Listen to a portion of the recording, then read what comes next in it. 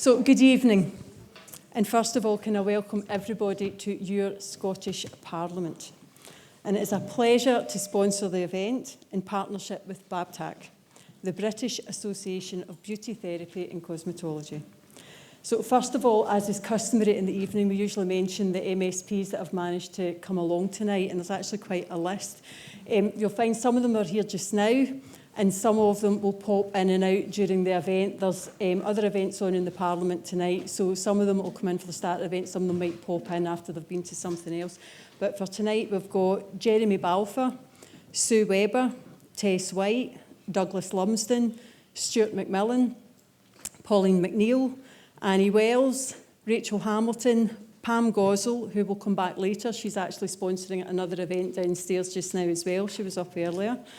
Finlay Carson, Brian Whittle, Alexander Burnett, Ros McCall, and we had apologies from Colin Beattie, but he's actually sent some of his staff here so that they can take notes tonight. So thank you for them for coming. And I would like to thank all of you, the industry professionals, for coming here tonight so that we can hear all about the current issues within your industry. The beauty and aesthetics industry is a significant contributor to our economy, yet the lack of regulation creates an uneven playing field and, more importantly, poses risks to public safety. Unlike medical professionals, many practitioners operate without formal oversight, leading to unsafe practices and consumer harm. That's why I'm pleased to support the launch of Time Scotland, an initiative designed to help consumers identify safe treatments. We have an excellent panel of experts with us this evening who will share their insights on improving industry standards, consumer protection, and much needed regulation in the sector. And with that, I will hand over to the CEO of BABTAC and CIBTAC, who I've not just known for a couple of years, I've known her for decades. So she's a great ambassador for the industry, passionate about the industry and always full of energy. So can I hand over to Leslie Blair, MBE.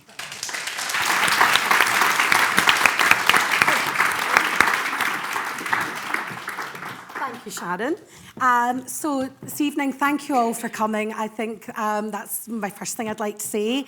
Especially, you've made a journey to come here. It's so important to us to have you all in this room. So to the members of Scottish Parliament, to the press, to our patrons, our partners, just to all of you that have come here this evening, thank you so, so much. For me, having this in Scotland is an absolute dream come true. I love to fly the flag for Scotland, and it's taken a while for us to get here, but it's been really, really important to me for us to have a voice, especially being a Scottish lass myself. But to start with, I'd like to say a huge thank you to Sharon. As Sharon said, we've known each other for a lot of years, and she has been such a support when we decided to try and put this event together. Her enthusiasm and passion for this event, for the subject matter and for our industry has just been heartwarming. So Sharon, thank you so, so much. We couldn't have done this without you. We really, really appreciate it.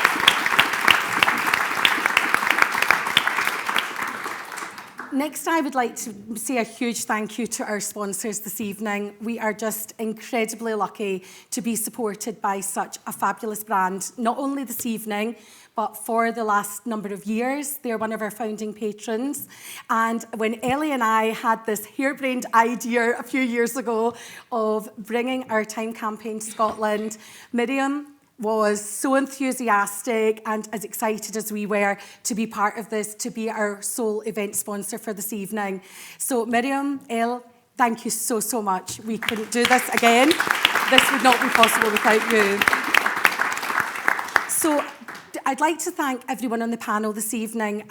You know, we work together, we've done panels together, and I think it's really important for us to get the message out there. So these are incredible people in our sector, and I am totally humbled to be sitting alongside them this evening on the panel. First of all, as I just introduced, Miriam Welsh, who is the Managing Director of Marycore and Guino, such a legacy brand and a brand that I grew up with, so it is just amazing to have you sitting here. Caroline Hirons, to my left here. Yes, needs no introduction. And if you don't know who Caroline is, you've been living under a rock for the last 10 years. Caroline is a BABTAC board member. She's the founder of Skin Rocks and the BABTAC Trust, which I am proud to sit alongside Caroline with that.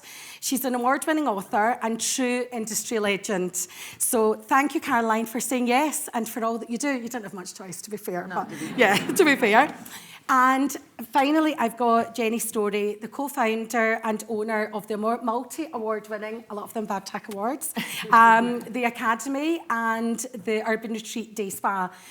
So Jenny's going to give us her insight about the standards of education this evening. So Jenny, thank you so much for joining us this evening. So before we start the panel discussion, just to give you a bit of a background of our Time campaign, we launched this campaign in the House of Parliament in January 2023. And what this is to do is to kind of facilitate and to empower people to ask the right questions when they're going to salon to ensure they're getting a safe treatment. So I think we've got a situation in our industry that people do not know that we're unregulated. We are an unregulated industry. So we decided to put together a campaign to empower people to know what to ask for and when they're going to a salon. So the acronym for TIME, T for training. What training and qualifications, including continual professional development, do you and your staff have? Insurance, are you insured and by who? Monitoring, do you carry out important pre- and post-appointment processes, such as patch tests, consultations and aftercare? I don't know how many patch tests I've had going to salons. I've been going for years. Very, very rarely do I get a patch test.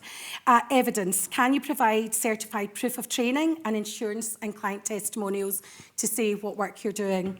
The campaign was developed, as I said, to empower the consumer to be able to ask the correct questions and not feel embarrassed doing so. In all my years that I was a therapist when I was practicing, I was never asked if I was qualified. Got away with that one, kidding.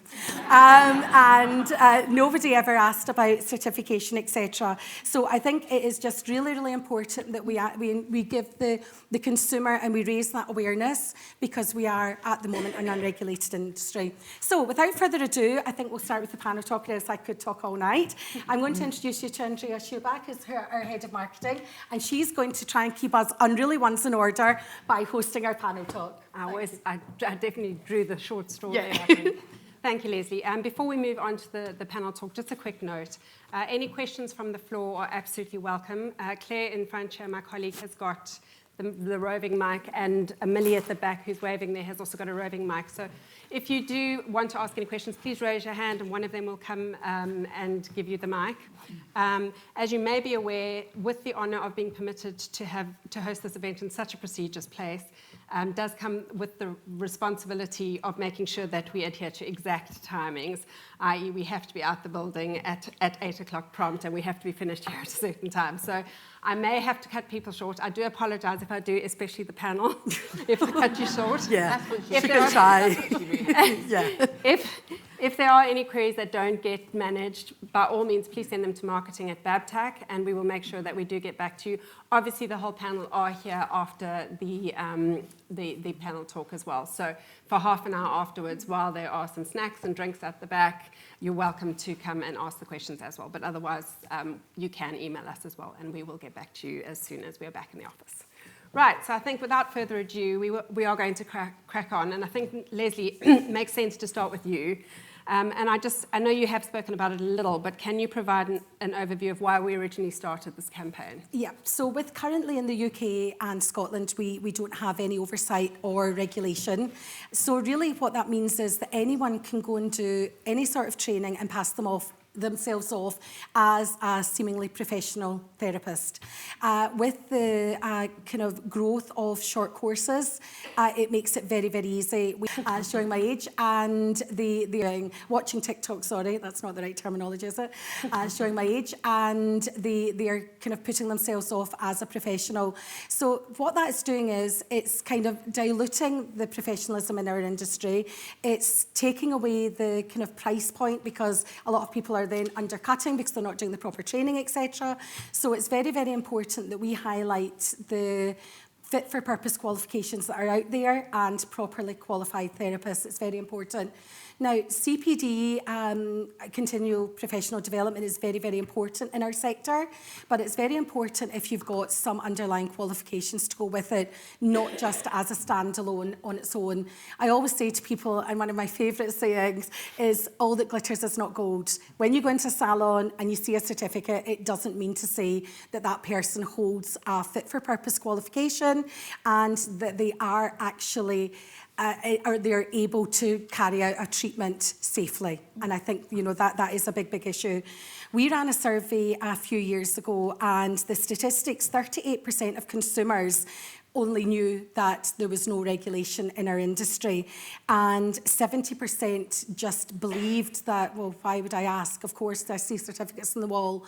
And then we did another survey through BABTAC a few years later, and those numbers had not changed. So that's very much the landscape that we're in just now, that the consumers, and as I said in my welcome speech, nobody ever asked me if I had any qualifications. So that is a really, really scary thought. We just found that there was an urgent need to educate the consumer. When we saw these startling statistics out there, we felt that it was really, really important that people understood that when you do go in somewhere, you do need to ask and for safety, because things can go wrong. Now, we have got licensing impending and looming, but I'm talking about the lower level modalities as well. That's not going to be under licensing. So these things, it's very, very important to know whether people are qualified or not. And training is very different. When I trained 30 years ago, obviously we did it in primary, just in case you're all wondering. You know, I was very, very lucky to have a fantastic training. It was the way training was.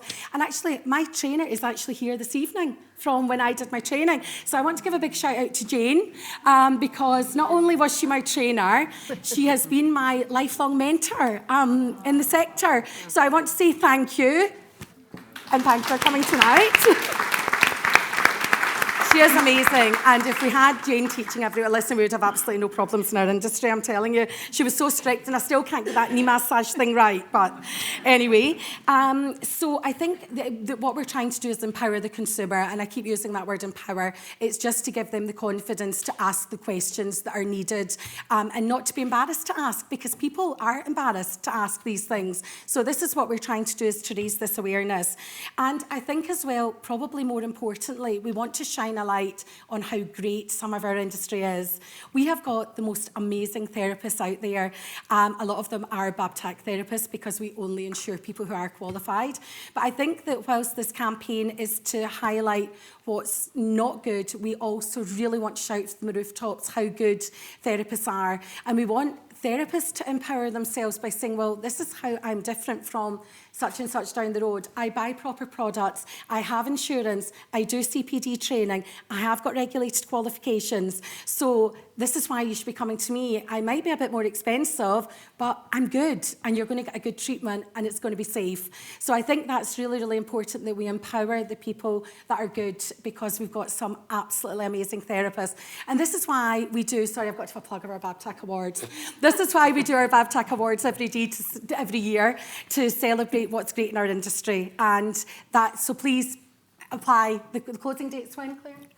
17th, yes. Please, there's some amazing salons and spas here this evening. We've got some of our winners, William, here from previous years. Really, really important to get everyone involved in that, and let's celebrate what is great in our industry. Thank you, Leslie. Yes, and that's all very informative. And can you also explain to us why, I know you have been planning this for a long time with Ellie, but why it's particularly pertinent at the moment to have brought this to Scotland? Because I think that we are, as an industry, we're under so much scrutiny just now, and that is rightly so. Things are going wrong, and we're seeing it in newspapers, especially in the injectable arena, etc. And there are so many things that I think are starting to frighten people. So we just want to educate as much as we possibly can. As I said earlier, licensing is looming, but for the higher modalities, it's going to take years before it comes into fruition. So we're trying to work concurrently with that, just to we've been trying for years to be self-regulating the industry by only ensuring fit-for-purpose qualifications and the highest level of therapists that are out there. So I think for us, it was just really, really important to highlight this kind of plight that is out there. We've tried working with insurance companies, but unfortunately, they're for commercial. We are non-for-profit. We are there for the good of the industry. So we say no, but they say yes. So until we've got some sort of oversight and us all out there flying the flag, shouting from the rooftops. Another one of my favourite sayings is we're emptying the ocean with a thimble. We absolutely are, but that thimble is getting bigger. So let's really, really do it. I think that for us, we want to assist and maybe shine the light so that government know that this is something that is absolutely needed as well. So for us, it's not coincidence that we're doing it at this time when licensing and consultations just closed. And I think there's a definite race from Scotland to get there first, to get some regulation in there. But yeah, that's the reason why we've done it. Thank you, Leslie. Thank you. I'm going to move on to Caroline. Caroline, as a respected skincare expert and advanced therapist yourself, what is your view on the rapidly evolving world of advanced aesthetics and the impact it's having on our industry today? Well, on the positive side, it's a good thing, surely. Everyone is doing more, becoming more qualified. The downside is obviously that because of the lack of regulation and the sort of hope that people will self-regulate, it means we do have cowboys in the system, which is annoying for the people that, all of you here and my peers that I work with, they're fantastic and really highly qualified people. And when I talk to people and they say, oh, I've done a course, and I just have the feeling of dread, like, I know. What was your course? Yeah. I think that's the problem, isn't it? It's not just the courses. And it was like half a day, and they're like, so do I have the same qualification as you? And I'm like, no. So that's difficult because, similar to Leslie, I was never asked for my qualifications either. So, I put them up on the wall, but... And they are SIBTAC, just saying. They are SIBTAC. That was also a requirement. No. So sadly, the onus is on the consumer to be more aware and to ask more questions. But we can all do more as an industry in terms of, making sure that when you're hiring, you are hiring the right people, you're checking qualifications, because they only, even when things are checked medically, they check the address. They don't check the individual qualifications of everyone who works there. So how is that? It's astounding to me, And obviously the speed at which new treatments are being developed and coming forward is great, but it makes it even harder to regulate. Yeah. So I'm kind of torn because on the one hand, I really want to support the industry and sort of, stand alongside the brilliant people that work in it. And on the other, I want to kick out the people who aren't doing what they could be doing and should be doing. I think that's our same thing. We self-regulate, even though it is difficult. Yeah. But it's the only way to keep the industry safe. Exactly. And I think it's important to note as well, because we obviously have some media here and industry leaders, and I think it's so important that everybody plays their part in getting this message across. We know that the consumers are wiser than they used to be, but there is still a huge gap in people that just unknowingly are, number one, going to see therapists that aren't qualified, and people who are taking training courses and paying a lot of money to do training courses they believe are good, and they're not. So what do you think media and the industry leaders should be doing? Well, again, as far as the media goes, it breaks my heart when you see clickbait stories. When you see people who have been hurt, by what I would call the cowboy side of things. But then it's used as clickbait to kind of terrify people against all of us. Yeah. And you've got people who are saying, oh, is LED safe? And it's like, where does it start? Well, it becomes like everyone's afraid almost to go into a treatment room with someone.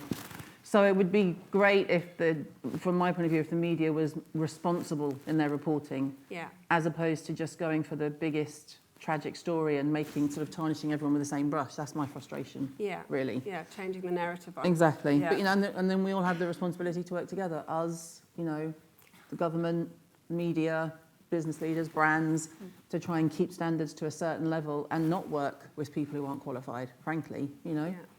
I mean, I think it is a great thing about the industry that I've learned since I've been in is that it's a very supportive industry, this, incredibly so, and a much bigger money earner than I think a lot of people realise for the economy. So it does pay to work with the people that are doing the right thing. Exactly, and it's, you know, we did professional beauty at the weekend and we had so many students come up to us and say how excited they were to be in the industry, and that's fantastic. That's good too. But I also had people coming up and saying, oh, I'm level 1, and I'd go, okay, what does that mean? That means they attended the first day. You know, and I wasn't even trying to be mean. I was like, oh, that's great, you're trying to be encouraging. And then they'd go, so can I do your treatments? And I was going, no, sorry, but this is what you can do if you want to down the road. So it's kind of, you don't want to put people off, but you want to make sure that people are coming in for the right reasons and they're not just trying to make a quick buck. Yeah. You know, because obviously there are people, you know, I'm always asked all the time, you know, what about Botox and filler and this? And I say, well, let's not have Botox done in a back garden where they're serving champagne. You know, it's just trying to remind people that things are done in a sterile environment, for example, for a reason. Yeah. You know, it's, Yeah. it's ever it just swings back and forth for me. Yeah, agree. Miriam, we're very grateful, as you know, that Gino have sponsored this event. And I think it's very important as well that brands are involved in helping this industry to be as professional as possible. I wondered if you could just give us an idea of why you chose to support this time event. Well, first of all, because Leslie asked, and it's impossible to say no. I tried. There you go. See? It was more an instruction, wasn't it? It wasn't an ask, it was so. Yeah, I wasn't sure about it, but then I had to say yes. No, on the more serious side, while with Gino, we've been a BABTAC member for like more than 20 years. We have all our teams, therapists, trainers, field teams, BABTAC insured. We have our training course, CIPTAC endorsed. So it is a real long story, love story. So, so that's the reason why we're here. But it's also that as treatment-led brand, education is absolutely key for us.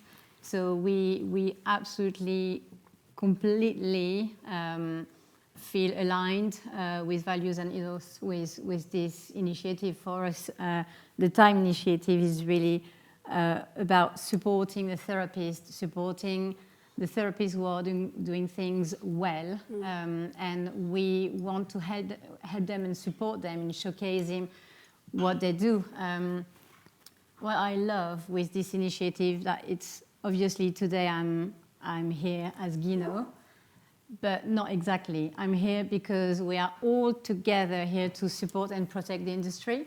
I feel there is a need for protection, but for protection with the right regulation, protection for therapists, because they need to feel safe providing the right treatment, and ultimately protection for the consumers. Once they've chosen what they wanted as treatment, it doesn't matter which brand they choose, it doesn't matter if they choose electrical or manual treatment, it doesn't matter if they want invasive or not. They just need to feel safe to do it. So that's the reason why we are so proud to be here today, just to work as a collective industry. That is a fabulous industry, and we are all very, very passionate about protecting it. And you can use your salons as an example. What do you see as the advantages? Because I know there's obviously the downside of, you know, as Caroline's saying, there's this, we want to support it, but we also want to support therapists, etc. Yes. What do you see as the upside for salons in supporting this Well, campaign? I would say recognizing what the therapists do, because we usually don't know how much education they have, how much underpinning knowledge they have to provide the treatments. We don't know how many years they had to study. We don't know all that. And as Leslie mentioned, we are not confident asking them, where I'd say we shouldn't have, as a consumer, we shouldn't have to ask them, because they should be so proud. They should display themselves that they have this qualification and that they have this insurance. So for us, when we discussed about that, it was all about what we need is really something that is a campaign that is designed for the end consumers, because this is them we try to protect, and this is them should feel safe without feeling the need to ask for their therapist, because this is a difficult conversation. It is all about building trust, and you need complete trust when you are in a treatment room with your therapist. You trust them enough to explain all your problems in life, so you should trust them enough to feel absolutely safe in their hands. And I feel you shouldn't have to ask for it. And that's the problem, that you have to ask for it. Yes, yeah. I mean, I understand that our campaign does teach you to ask for it, but that's the other side of it, is the salon should be shouting. Exactly, you should be proud. Like, exactly. we studied that many years, we know how to do that. We've been qualified, we're insured, you are completely safe with us. So here it is, we are this safe, insured, trained, qualified therapist or salon. You're safe, welcome. Yeah, exactly. I think that brings us right into the training, actually, which is obviously, Jenny, your area of expertise. And I know we are very, very supportive of the best levels of training. And I know that it is very difficult for the likes of your academy. So as a founder of a training centre that does provide regulated fit-for-purpose training, how do you successfully compete against unregulated training centres, providing cheaper courses and shorter courses? Yeah, it is a big challenge for all regulated centres and colleges alike. We're saturated market right now for unregulated training courses and training providers, and unfortunately learners choose cost and speed over longevity and quality. And then the aftermath of that is we get these learners coming through the door not being able to get insurance, or get insurance by certain providers that won't actually pay out. Yeah. And they don't have the correct skill set, underpinning knowledge, and there is a gap there which is putting the client's safety and themselves at risk. So integrity matters. We are at the forefront of basically educating our learners. We've been kind of speaking about that quite a lot tonight. Education is key. We work with a lot of spas and salons actually, and even some spa managers have maybe put some students on for CPD courses, and some people haven't had the correct pre-requirements in place. So sometimes it is just showing what a regulated course looks like and what awarding bodies to look out for. Obviously SIBTAC's one of the best, but yeah, the importance is education. And in fact, I was a bit shocked about your kind of statistics about the time launch in 2023, because we actually have had a lot of questions since then about what do I get for this? Do I get insurance? Will they pay out? So we feel like the tides are starting to turn. Good. Oh, I mean, that thimble's working. Yes. Yeah, and it is a world of instant gratification. So how do you personally go out, I mean, you've probably explained this already a little, how to convince potential learners to choose training that takes longer? Yeah. We showcase a lot of our student success stories. We're very fortunate that a lot of our students continuously come back and retrain to go up a level in qualification or onto CPD courses. But also networking's key as well, working with other regulated training providers, colleges. Long gone the days of competition with each other. We're now in collaboration with each other, and when we stand together, that's when you're putting out the right message to everybody. Yeah, I think, I mean, we realised that when we launched this, one of the big questions that came out, especially from press, was how, if you're asking them if that glittering certificate on the wall, how do you know if that is a good certificate or not? We came together with a lot of the AOs. So BABTAC is an awarding organisation, and City and Guild, who are here supporting us today, Emma, are also, as are VTCT. People who are awarding organisations have a regulated off-qual qualification, and we've actually started a campaign alongside the Time campaign to showcase what official qualifications look like. As a group, we've got them all up, because it is not easy for someone to choose. And it's also not easy, right, for a student to know if the course that they're paying for. We've heard some terrible stories about people paying thousands. We've had many come through the door. For a course that's not fit for purpose. Yeah, many come through our doors and have spent thousands because it's big brand names that have trained them. And the only way forward is to become regulated and reinvest into their training. Yeah, I mean, ultimately that's the goal, isn't it? It's for standardisation of the qualifications, but until then it's looking for those ones that are. There are regulated qualifications out there, I think the confusing part as well is the use of the word level. That just because it says level, that doesn't mean to say it is a regulated qualification. And the amount of people, and I mean really, really intelligent people that have come to us, salon owners, and they said, but it's a level 3 or it's a level 4.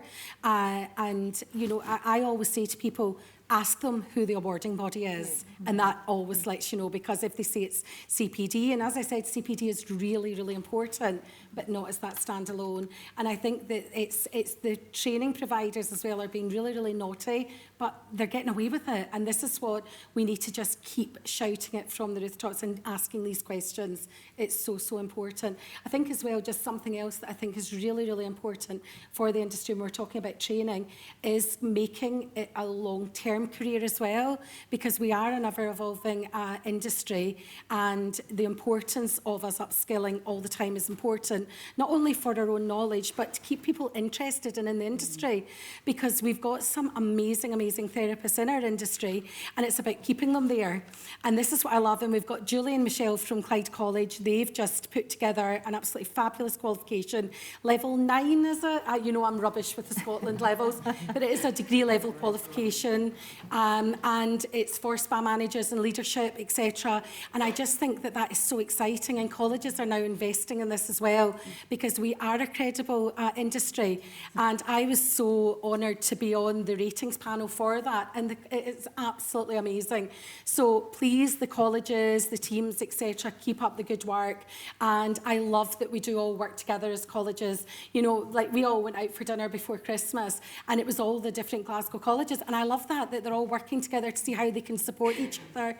And, you know, Jenny's part, you know, I think it's just really, really important that we do that, because we're all there. There's enough business for everyone, and it's just about the kind of proper qualifications, the proper training, sticking together, and hopefully we'll whittle out the rest. Turning up hard. Yeah. Okay, I think I'm going to open up the floor now to questions, but just one last, I don't know, anyone's welcome to answer to this. It's just another, is on why our highly qualified therapists need to see this campaign as a really positive initiative and how they can benefit in their own professional businesses. I think it's probably been answered to the most, for the most part. Is that therapists that have got the right qualifications should be proud, should be shouting it from the rooftops, should be... In the UK, we don't like to shout out about our achievements, and I think in this industry as well, people are loath to do it. They work so hard to achieve the qualification, and I think that you need to, you're not boasting, you're just sharing with your client and with everyone, you know, what you can do and why you're doing it. So I think if anything comes from today, it's about this empowerment of all of us in this room as well, because, you know, the fact that you've all come here this evening means you are invested in this industry. You want it to be a better place. So I think it's just about shouting out. So I think we've got to look at this as a positive. You know, I do hear people saying, you know, but regulation, is that going to, you know, put people out of business if they're not able to practice? But we can't compromise standards and client safety for money. And I think that's the one that I've always got. And I always think that is a really, really, you know, and I know policymakers and everything, it's really, really difficult because you're balancing everywhere. But we have got to, this is, I think to be a dog groomer, you've got to be qualified, you need regulated, or you need licensing. You know, so I think this is where we've just got to really, really champion this industry. So. Yeah, agreed. And I think, as Leslie, as you said, yes, there might be some fallout in some businesses, but those are the businesses that are competing against the professional businesses that should be doing and charging £10 for a shell and polish, charging you know, more than it's just should be. It's ludicrous, and it's then the people that are spending the money, you know, and doing the proper training and buying the proper from proper products from the brands, investing in training, this continual professional development, the proper insurance, they're paying their tax, they're paying their VAT, they're not below the radar, and these are the ones that we need to be celebrating. Yeah, and I mean, we know as aside from that, another really bad side is modern slavery. To find out who's doing what, if it was as well, and that's something that we've been actively working on for years as well, is to try and support our highlighting what to look for there as well, and that's you know, a human issue, which is really important. Yeah, exactly. Right, I'm going to open up the floor to any questions. Please don't be shy. Please jump up, Claire. Maybe someone will ask a question. Does anyone have... there we go. Thank you. It's Stuart McMillan, MSP, representing Greenock and Inverclyde. So just on the point regarding the training and the colleges, so you mentioned BABTAC, I think was it City and Guilds as well, I think you mentioned? City and Guilds and BTCT are here this evening as well. So what was that last one? Sorry? BTCT and City and Guilds are here this evening as well. And CIBTAC is one that's the awarding body that's linked to BABTAC. Right, okay. Yeah, So, yeah, so all these acronyms, it's fine. right, okay. So I'm just a man, I don't understand Yeah, these that's things, sorry. But so I think that's actually kind of highlights maybe a confusing point as well with regards to the T and also basically the folk coming in. Because if you actually have a variety of bodies that are doing training, and if you have a variety of certificates on a wall, somebody comes in and asks and just think, oh, well, that looks great. So I'm not suggesting. So I'm not suggesting for anyone in the room, but I think there has to be a simplification in some way, shape, to make it easier for your clients and customers. Yeah, so we try and signpost people on our website because the overall regulator is SQA and Ofqual in our industry. So any of these awarding bodies would work and be underneath their remit. So it makes it very, very easy. Ofqual or SQA, that's what you're looking for on your certificate. So if you come to our website, we show you different representations of this, and we ask people to do. And then again, when you're in salons, if we get people to be sharing that with people as well, that they know that this little logo and little hologram there, that is showing the quality of the qualification. So with regards to the consultation that just closed, I would imagine that you'd have included that type of information in your submission into the consultation. Andrea spent a long time in her submission, yes. Yes. Good. Great, thank you. Thanks. Yes, thank you. Right, another one. Go on. Good evening, May Donald from City of Glasgow College.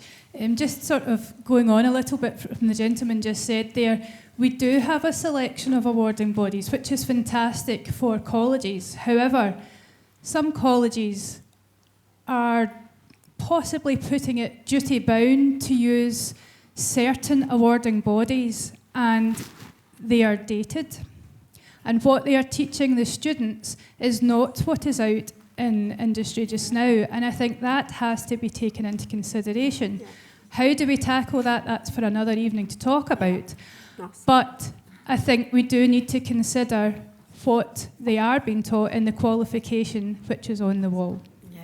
Yeah, absolutely. And again, this is this CPD, and it's making sure people are upskilled, because just because you did qualify 30 years ago, if you've not done anything else since, then it's, Diane, you're desperate to speak. Claire, give her the mic. Claire. Diane's sitting desperate. She's done really well. You've done really well. Really well, Diane. Sorry for those people who don't know me. I'm a board member with BABTAC and have been a CIBTAC therapist since 1980 something or other. In terms of the qualification, I said the same thing at Professional Beauty on Monday, because I was speaking on Monday in England.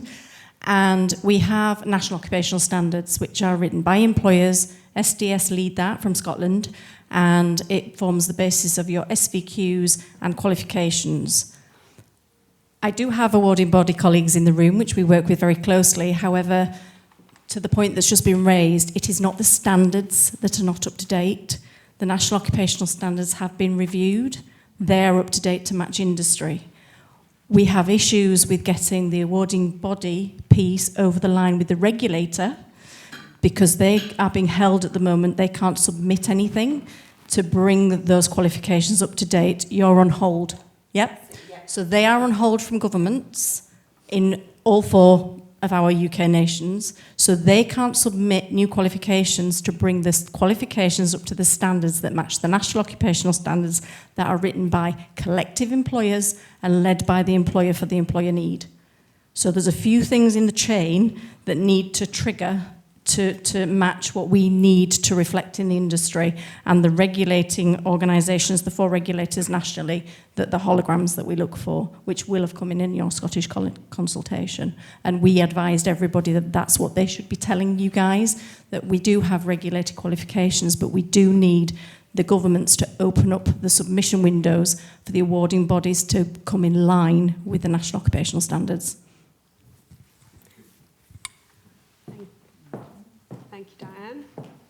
Anyone else? Yes, lady. Yes. So I have a two-in-one question. My name is Tosin. So my first question is for someone that has maybe multiple spas or salons within the UK, and they get maybe qualification from a Scottish qualifications authority. Is there going to be like an equivalent accreditation for the other cities in the UK? So let's say I own a salon in Glasgow and my qualification is to practice in Scotland. What happens when I open my branch down south? Yes, it's the same. It's the same. It's mapped across. Okay. Those four regulating bodies are recognised cross-border. So whether you do your regulated qualification in Scotland, you can work in England. If you do it in England, you can work in Scotland. Those four national regulators are recognised in each of the different nations and internationally. Absolutely great. And Okay. SIPTAC's definitely international. Yeah. So my second question is, you know how you go to a spa and then you see the little frames? Assuming I have bad eyesight and I can't see there's also risk of forgery from the cowboys. Is there going to be like a database where I can just put in the business name and the business number, maybe registration number, and then I can actually see on the user's end and I can just say, you know what, stop filing my nails. So those are my questions. Thank you. Yeah, that would be the wish, but the infrastructure and what would be needed for that, I think again, thimble, ocean, choose battles. But I think that's a really, really good point. I think the awarding bodies do. We as SIPTAC, if we get told of people who are displaying SIPTAC qualifications, if they aren't, then they get sent cease and desist, and we take it further. And I'm sure City and Guild do the same, BTCT. So when we are aware of them... And we work together with the awarding bodies as well. We kind of email each other as well to say... It definitely does happen, but we do try and, as far as we can. Yeah. Absolutely. Yeah. Yeah, for sure. Anyone else? Down here, yes, this lady. My arm was really long. I didn't want to put it like too far. Hi, I'm Tammy. I own a beauty and wellness space called House of Naff. So I feel like we do training, we do short courses. I'm the devil in this room for doing it. But I think I feel really frustrated in our industry at the moment, and I'm with all of you. Our industry needs to be regulated. I employ people, I rent chairs, I rent rooms, I teach young people, and I make products. And I feel we need regulation, but my concern is, like Leslie, I've spoke to you before, we went through the whole process of becoming BABTAC accredited, SIPTAC accredited, wrote the course, did everything, and I was like so proud of writing that course, and I put it out and it was crickets. Nobody booked it. And I was devastated, and it was something that I worked so hard on, but I just didn't have the language or the backup not from the industry, but I just didn't have the right message to communicate that this course was really important. And we did have to go back to doing short courses. And I know a lot of you in this room that have salons or training centres are probably in the same point where there's no middle ground for us. There's a short course one day where we don't really feel confident giving a certificate at the end of the day, but the insurers and the bodies that provide the accreditation for those courses won't really let us teach it for any longer, and if we do, we suffer financially. And then obviously there's what we all aspire to, which is BABTAC and SIPTAC, but you have to jump through so many hoops, not because of you guys, but because of consumer, because of the consumers on the ground. They don't see the value in it, and even just understanding the framework. And I'm the same with all the acronyms. Like, I've got a whole essay that I send out to people that I wrote for myself to just understand what the framework is and what it means, and I still get confused with the levels. So it's so difficult. And I think, Mary, that was the question you had, because you were in the same position before you started, that you were doing short courses and whatever, and it is a bit of a leap of faith, isn't it? It's finding your USP as well. Like, our unique selling point is working with spas now and doing a traineeship with them, and that's how we've got our name out there.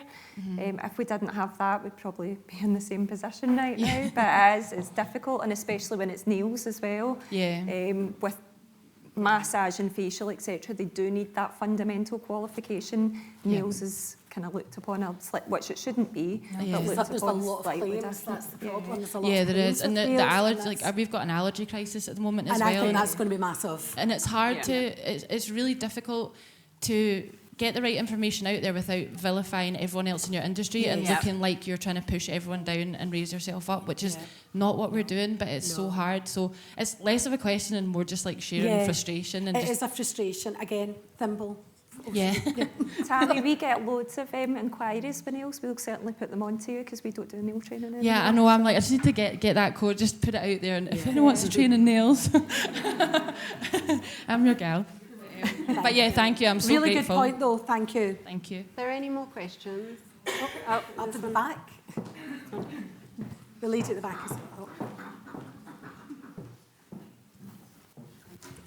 is. Excuse me, Michelle Baines from South Lanarkshire College.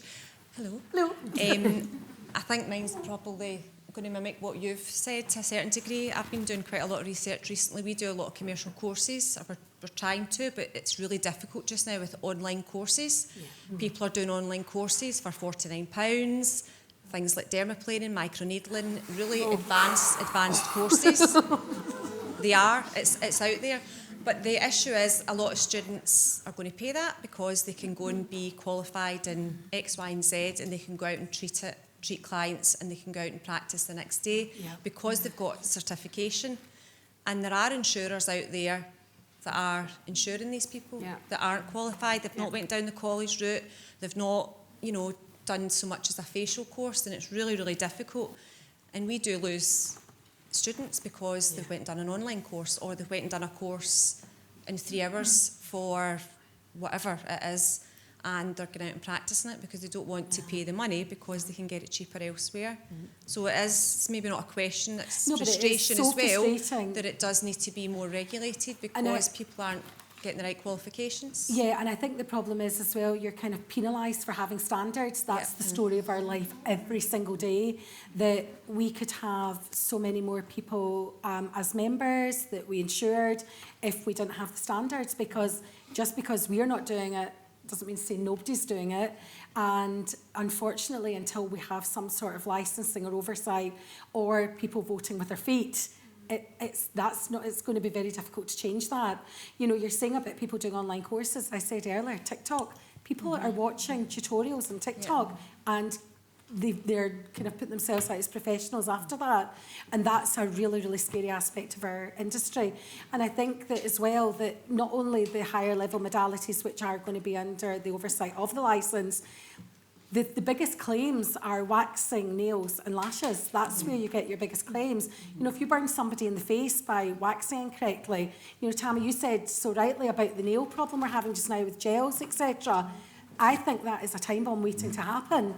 And I just don't know, if I'm being perfectly honest, I don't know how we can fix that long term whilst there's no licensing at that level. And that's why we're trying bit by bit to regulate, get the name out, and getting people talking about it. So really, bringing it back to the beginning, that's the reason we've done this. It's about getting professionals talking about it, to make people kind of invested in it, that they want to be part of this, be part of something bigger. Invest in yourself. These qualifications that you do are lifelong. I did mine over 35 years ago, so they're mapped to what they are now. They never go out of fashion. They never become invalid. Whereas if there was any oversight or licensing to come in for the lower level modalities, these people are all going to have to retrain. And that's the kind of truth of it.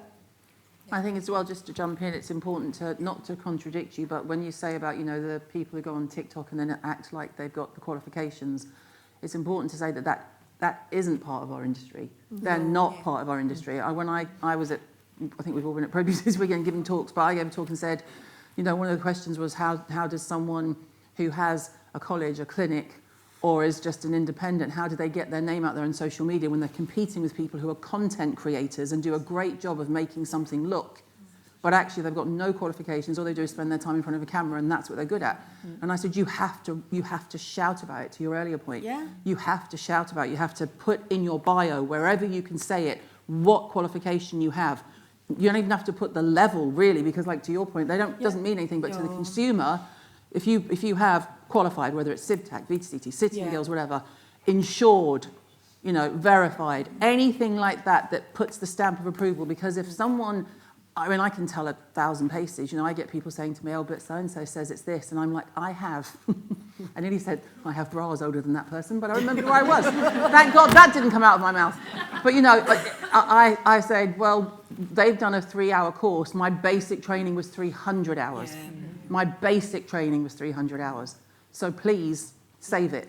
You have to shout about it and have, you know, fortunately, people like me doing the same thing. Yeah. Educators as well in colleges and training academies to make sure that the students know, you know, listen, you can't just go out and practice or do all these other courses when you're not going to be, you know, confident in performing them, because the qualification and, you know, these places just aren't properly regulated. Yeah. We've got instant gratification out there just now, and the whole tide has changed in the way that people are training. You know, when we all did our training, the people that have done it 30 years ago, it was a 2-year course. You did everything. People want to specialise. They want to jump the gun. Yeah, and they want to jump the gun. So I think when we started working with Ayrshire College, and they were one of the first with us that wanted to really modular do fit for purpose training, you know, and they put together an absolutely fantastic qualification for eye treatments, lashes, etc. And I was lucky enough to go and examine some of the students, and I said to the students, this is your USP, this is how you're different. There's 100 lash techs in your area, but how many have got a qualification? Well, not many, because this is the first training of its kind. You need to be shouting out and telling everyone, you know, I'm qualified, I've done this amount of hours training, I've covered all the other things that come with it, because all the other things that you do within training is so important for everyday life. You know, body dysmorphia, the kind of mental health aspects, client care, client ethics, professional ethics. These are all why we got into the industry, and that's what makes us the professionals that we are. And it's really, really important. You do have to shout about it, because the retail side of the beauty industry is busy telling people they can bring facials into their bathroom. And skin needling. Are they? And I feel like most of the time, a lot of the people who are pushing back against that come to me in my DMs. I'm like, no, you can't. I'm going to be the... There is a lady up at the back. Yes, I'm going to say we are running out of time, but if there are maybe two more, and then just one any others, please send them to us. We will revert. Hi, I'm Emma from Hood magazine. I've got 25 years in the beauty industry experience as well, but from a PR and a journalistic, angle. You're never going to be able to get everybody on board. You've got people sitting, salons up in their back sheds, and I can absolutely understand. And some back sheds are really good. Of course, and they are for sure. And why shouldn't they? Yeah. So instead of trying to sort of encapsulate everyone, is there a way of our idea was almost like the Michelin guide? So where you've got, restaurants who are obviously top tier, and almost give women a sense of pride as to where they go. Because I think that, a lot of people, we're all guilty of it. Well, I certainly am. I'll nip to the closest place where I can get, my feet done, if I need to get them done in a hurry, or a quick tan or whatever that might be. And I know that that's not great and I should do more research. But I do think there has to be a sort of, I'm proud to go there. Those guys really know what they're talking about, and have it levelled like that. And I don't know if that's you guys or if it's somebody else. Just now we have a register, and we've got our qualified, verified, insured. If you've got that, but I think that's an industry thing. That's not a consumer thing. So this is what our campaign is, to get the consumer empowered. Which is why we're here, because we're your voice to them. Absolutely. But I do think there needs to be some sort of consumer-facing arm of something. We've all talked about doing something like that. For years, as long as we've been friends, but it's how you do it, who does it, who funds it. Yeah. And that's the bigger And it's a huge undertaking. For sure. And it's one of those things I think everybody would love to, let's get a quick fix, but it's not going to be. And I think that the brands do have to have some sort of responsibility in this, and because those are the guys with the money, right? And it's funny because I remember, and Jane and Karen are here tonight, and I remember that when we were training, and I'm going to come to Gino for this, but we always knew that Gino would not employ you unless you had a qualification, so you couldn't do their catheodermy, amazing treatment, unless you had a qualification. And it's still the same. You haven't buckled down. Now, you'll have lost business because of that. all the time by have. saying no. But, Yeah, and this is what we need. You know, we work with other brands. We've got Dermalogica here this evening as well, and we, you know, and I know that that's your ethos, you know, as well. And I think it is about, and Caroline, with your new brand, you're very much pro, not your brand, but the pro side of things, that you're just not going to sell it to anyone unless they've got qualifications and the therapists that are using it. So I think that's the responsibility that we've got. But the insurance companies, that's never going to happen. I sat in a call with them and with government, with Westminster, and they were just like, well, we're not going to do it. If it's not law, we're going to take the punt on it. So, sorry, I know this lady up at the back is wanting to speak. I think that would be the last one. Okay. Yeah, no? Oh, one. I think that will be... It's Christina. Oh, yes, Christina. Yeah, Hi, Christina. I think there's a huge responsibility for the brands to actually control who they're selling to. Yeah. We, like Guino, only sell to people that are fully qualified. Yeah. We ask when people are coming on board with us to send their qualification through so we can verify who we're selling to. Yeah. The biggest problem I feel, and we have made a stand this year by not going to Pro Beauty for the first time in 10 years as a brand supplier to the industry. And we only supply you guys. We supply professionals that are fully qualified. We've done this on purpose because last year we found so many people coming to our booth, and most of them had done a one-day course, and we were turning people away. Yeah.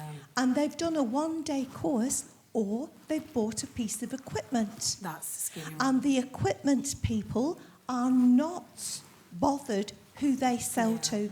You can go to a trade show and you can get in through the door with a one-day certificate, and you can buy a laser. You can buy absolutely any piece of equipment and go and set up. Yeah. There needs to be pressure on brands to help the industry for safety and protection of everybody here and everybody in the UK who's a fully qualified therapist. Yeah. That's what I think. Yeah, thank you, Christina. Agree. That is very true. I'm now I know going you're I'm- finishing. Okay. I'm just going to thank you very much. I'm really sorry to those we didn't get to talk to. We will still be here for half an hour. I know they want to serve snacks and drinks, and then they will kick us out promptly at 8 o'clock. So just to say thank you very much. Thank you very much to the board, to the panel.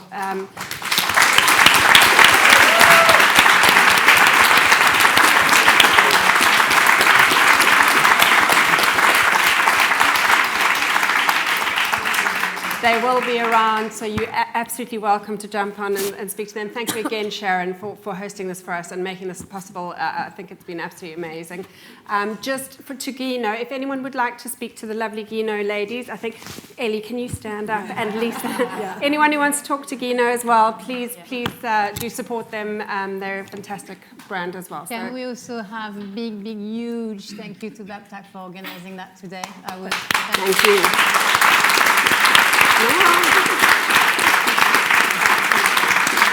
Can I just thank Andrea for being a fantastic host this evening, and for Andrea and Claire for just being amazing. They are our marketing team at BABTAC, but also to Jazz and Team Known, our absolutely amazing PR company. So thank you so much, everyone, for all that you do. Sharon, thank you. Just thank you for doing this, and thank you for being in our corner. It's just so lovely to have. It really is. And Miriam, thank you for saying yes and doing this. We really appreciate it. And thank you for being a huge supporter. But I think most of all, thank you to all of you for coming here this evening. It just means a lot to have so many industry professionals in the room. That just makes me so proud to do the job that I do. So thank you, everyone. And enjoy some wine and some food. And thank you, Scottish Parliament, and to our lovely photographer this evening. Thank you. Leslie.